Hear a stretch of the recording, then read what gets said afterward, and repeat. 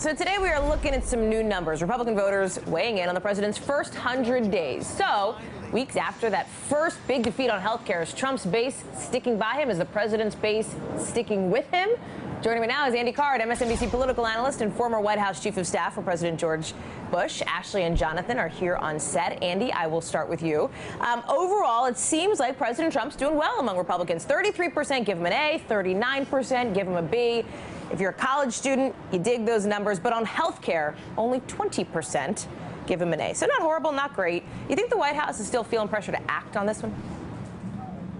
Actually, I think the 100-day plan has been obviously a plan that was in place, but they've had to deal with a lot of things happening outside of their plan that caused them to lose focus. And they've actually accomplished quite a bit, more than I would have thought. They're way behind on finding people to serve in government and getting those people nominated and confirmed. But in terms of changing the momentum in Washington from the old days to the new days is happening. We're all debating about it. And I'd love to get Ashley and Jonathan's take on this, but they've had a relatively productive close to the end of the 100-day test period that we've all put out there for them. And they're getting better grades than I thought that they would get. So, all right. Well, Ashley, Jonathan, Andy just teed you up there. What do you guys think? I think that we know that certainly the president is very mindful of the 100-day benchmark. Yeah. You know, he tweeted the other day about, I think it was a Fox News story, but about 90 days and how he was doing really well. He suddenly scheduled a news conference for next week on day 98, nominally to talk about Veterans Affairs, but certainly it could be other things as he tries to perhaps give his own report card as for his first 100 days. It is hard to suggest that he's been a rousing success at this point. There are certainly a number of campaign promises he has yet to fulfill. Health care is obviously a debacle. Having said that, on the positive side, the successful nomination and installation of a new Supreme Court justice is something that is going to not just help define his term, but outlast his presidency.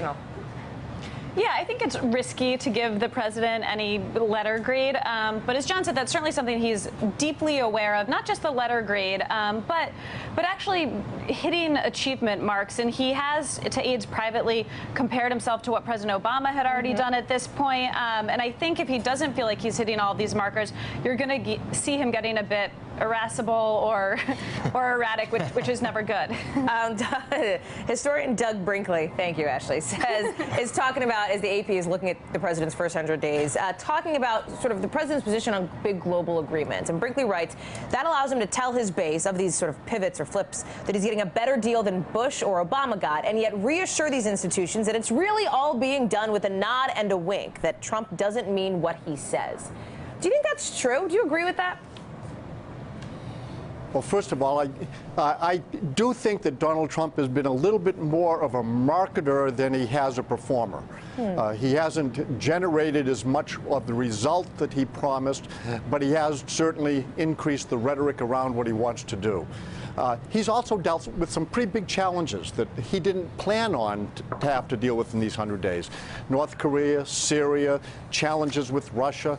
He's got, you know, the Iranians are doing silly things.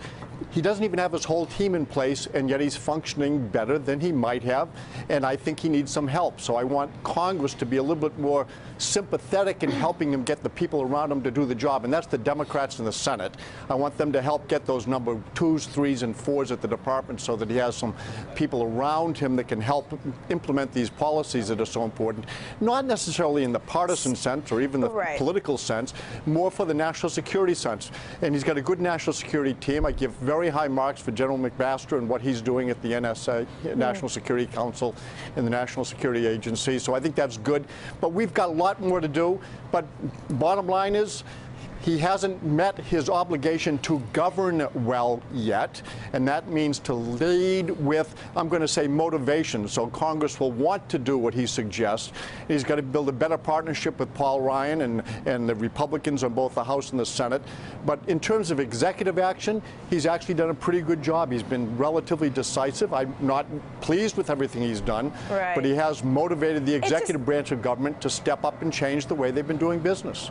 Hey there, I'm Chris Hayes from MSNBC. Thanks for watching MSNBC on YouTube. If you want to keep up to date with the videos we're putting out, you can click subscribe just below me or click over on this list to see lots of other great videos.